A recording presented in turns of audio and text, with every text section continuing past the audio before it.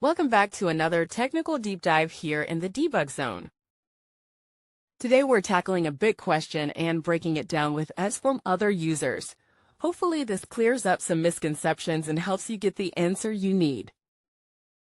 So buckle up, stay a little curious, and let's jump right in.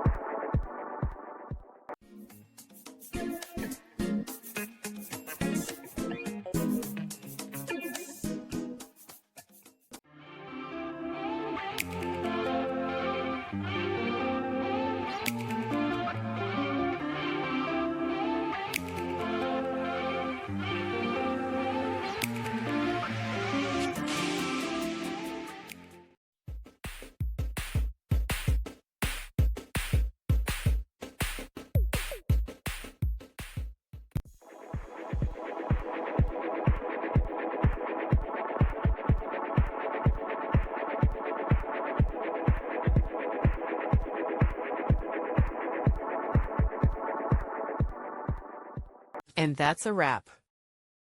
I hope you found the answer you were looking for. If you did, take a second to hit that subscribe button. It really helps out. And let me know in the comments which solution worked best for you. See you next time in the debug zone.